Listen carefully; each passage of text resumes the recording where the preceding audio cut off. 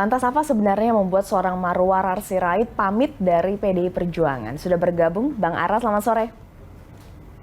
Selamat sore. Ya, Bang Ara, ini keluar dari PDIP, Anda menyebut alasannya untuk mengikuti langkah Jokowi. Kenapa sekarang, Bang Ara? Ini kan tinggal menunggu minggu menjelang pemilu. Ya, tentu kita berkarir panjang di PDI dan PDI Perjuangan. Ya. Kebetulan saya perlu jelaskan secara singkat, Bapak saya, Pak Bam Sirait, almarhum adalah pendiri PDI. Tahun 73, PDI didirikan oleh 5 partai, ya, berfungsi. Ada Parkindo, Partai Kristen Indonesia, ada Partai Katolik, ada Partai Muba, IPKI, dan juga PNI. Kemudian dalam perjuangannya, pada saat Orde Baru, kemudian berjuang, kemudian menjadi PDI Perjuangan. Oke. Dari kecil saya sudah memasang spanduk PDI waktu saya masih umur mungkin 8-10 tahun. Oke. Karena kita militan. Kemudian waktu SMA kelas 2, kami juga sudah menjadi saksi di TPS di Jalan Bakti di dekat rumah orang tua saya di Bintaro. Kemudian waktu tahun 96, 27 Juli, juga saya ikut bersama-sama kawan-kawan membela, mempertahankan sekretariat DPP PDI Perjuangan di Jalan Diponegoro, di Menteng, Jakarta Pusat. Oke. Kemudian saya juga menjadi pengurus di PDI Perjuangan Jawa Barat 2 periode, kemudian menjadi ketua DPP PDI Perjuangan 2 periode, kemudian jadi anggota DPR RI 2005 sampai 2015, dan kemudian menjadi ketua umum Taruna Merah Putih. Saya pemuda PDI Perjuangan yang banyak melahirkan kader-kader terbaik dari Perjuangan yang menjadi anggota DPR seperti Ustut, Suku, Rike, dan menjadi kepala daerah, dan juga di tingkat 1 dan tingkat 2. Ya. Tentu tidak mudah buat saya mengambil keputusan ini. Tapi di PDI Perjuangan sangat mengidolakan Bung Karno. Karena sebagai founding father, Bung Karno itu mengajarkan kita untuk memperhatikan dan membela wong cilik. Dan kami lihat itu justru figur Bung Karno itu ada dalam Pak Jokowi. Buktinya tidak ada presiden yang menganggarkan anggaran desa seperti Pak Jokowi. Belusukan pada saat COVID, mengetuk rumah-rumah yang sangat sederhana untuk bertemu dengan rakyatnya dan memberikan bantuan. Jadi dari situ kami melihat bahwa ajaran Bung Karno justru dijalankan oleh Pak Jokowi. Kemudian juga bagaimana menghadapi asing. Kita lihat bagaimana Freeport puluhan tahun sahamnya mayoritas dikuasai oleh asing, oleh Amerika. Tapi pada saat Pak Jokowi menjadi presiden, sekarang sahamnya mayoritas milik Indonesia. Chevron juga seperti itu. Kemudian kita juga lihat bagaimana sikap beliau menghadapi tekanan Uni Eropa, soal perdagangan, bagaimana soal nikel, bagaimana soal sawit, tidak bisa ditekan. Ya. Jadi, Bang Ara, ini Anda berarti melihat nilai yang dijunjung oleh Bung Karno ini ada di sosok Presiden Jokowi. Anda melihat seperti itu? Ya, contoh bagaimana hari lahirnya Pak Kiai 1 Juni itu menjadi hari yang sangat dihargai, dihormati dalam negara kita pada saat mulai berlaku pada saat Pak Jokowi menjadi presiden. Bang Ara, berarti saya mau konfirmasi. Berarti Bang Ara harus keluar dari PDIP, tidak bisa lagi kemudian melangkah bersama Presiden Jokowi jika masih dalam PDIP? Adalah Pak Jokowi. Saya meyakini itu. Bang Ara, jadi haruskah memang keluar dari PDIP untuk kemudian mengikuti langkah Presiden Jokowi? Tidak bisa tetap melangkah bersama Presiden Jokowi jika masih di PDIP, sehingga Anda harus keluar? Kita kalau sudah dekat, ya pasti kita mengetahui apa pikiran, hati, dan keinginan.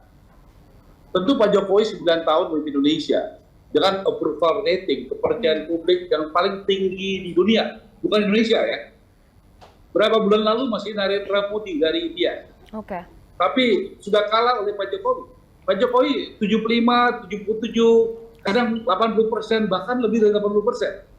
Berarti 8 dari 10 orang Indonesia percaya sama dia, percaya dengan kinerja dia, percaya dengan omongan dia, percaya dengan perbuatan dia. Dengan saya, Marwar Sirait, bagian dari orang yang percaya dari 8 dari 10 orang itu yang percaya kepada Jokowi. Berarti Bang Ara saat ini sudah mendukung juga paslon yang berbeda dari PDIP. Kalau lihat bajunya sekarang ini identik dengan paslon nomor urut 2, Bang Ara. Saya pamit baik-baik. Ya, saya datang ke kantor, saya bertemu dengan sahabat saya, Wakil Sekjen Mas Utut Adianto, seorang yang saya percaya untuk kami bisa ngobrol dari hati ke hati. Ketemu juga dengan Rudianto Chen, Wakil Bendahara, sahabat saya lama.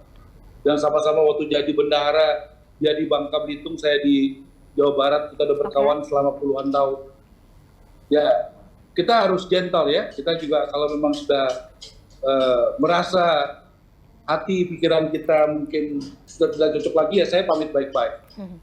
Bang Ara belum menjawab pertanyaan saya, berarti paslon yang nanti didukung ketika sudah keluar dari PDIP akan berbeda atau gimana? Kalau lihat dari baju Bang Ara yang saat ini digunakan soalnya identik dengan paslon nomor urut 02 ini, Bang Ara.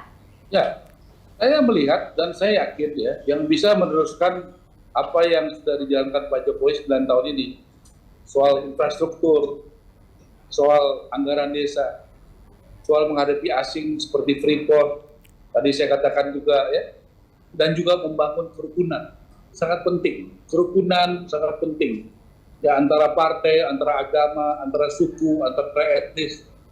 Ya, saya melihat Pak Jokowi sudah melakukan itu dengan sangat baik 9 tahun ini.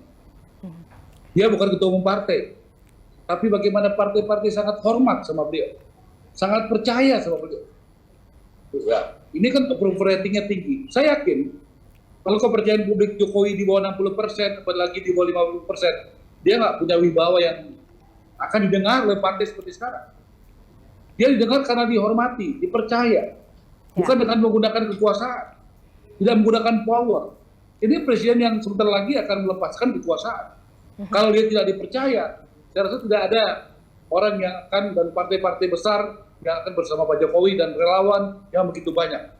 Dan saya jelas kok, kalau kita baca datanya, pendukung Jokowi, pemilih Jokowi, hari ini memilih siapa, kita bisa lihat datanya dari berbagai surveyor, mayoritas memilih Pak Prabowo. Kenapa? Saya mau jelaskan di sini, soal kerukunan. Oke. Berarti Bang Ara akan bergabungkah dengan TKN Prabowo Gibran? Ya, Pak Prabowo bertarung melawan Jokowi 2 kali Pilpres. Kalau pertama 1 kali Pilgub Jakarta. Pertarungan yang sangat keras. Kita tahu grup W aja, teman-teman kita sekolah, kuliah terpecah, keluarga banyak yang berbeda. Tetapi 2 kali Pilpres bertarung, pada waktunya Pak Jokowi mengajak dengan tulus, ya, Pak Prabowo untuk bergabung, bersatu dengan Pak Jokowi membangun bangsa. Pak Prabowo mau, walaupun risikonya tinggi. Banyak pendukung Pak Prabowo yang menganggap Prabowo pengkhianat karena bergabung dengan Jokowi. Tapi Jokowi dan Prabowo tetap jalan terus. Di kubu Jokowi juga begitu. Banyak yang tidak setuju merekrut Prabowo menjadi menteri. Karena ini lawan kita, ngapain kok dikasih jabatan? Tapi di sini kebesaran Pak Jokowi dan Pak Prabowo. Mengedepankan kepentingan bangsa daripada kepentingan partai. Nah, di sini politisi harus belajar menjadi negarawan, bukan menjadi politisi yang hanya memikirkan kepentingan partai atau pribadinya. Saya pikir Indonesia beruntung ada contoh baik dan benar dari Prabowo dan Jokowi. Ya, Bang Ara ini bicara soal partai, apakah akan berlabuh ke partai lainnya? Ada informasi akan berlabuh ke partai merah lainnya, betulkah, Bang Ara? Sampai sekarang saya belum memikirkan itu. Sampai sekarang tentu saya akan berdoa, berkonsultasi dengan keluarga, dengan teman-teman yang saya percaya untuk mendengarkan aspirasinya. Karena cukup lama saya di bidang politik, cukup lama saya juga berorganisasi kepemudaan dan sebagainya. Tentu saya harus mendengarkan jaringan-jaringan saya yang maunya seperti apa. Kita tentu politisi yang punya akar, yang punya jaringan, yang saya hormati. Saya harus dengarkan mereka seperti apa. Gitu. Baik, kita tunggu nanti langkah berikutnya dari Bang Marwar Sirait. Terima kasih banyak sudah bergabung bersama Bersatu Kawal Pemilu. Salam sehat, Bang.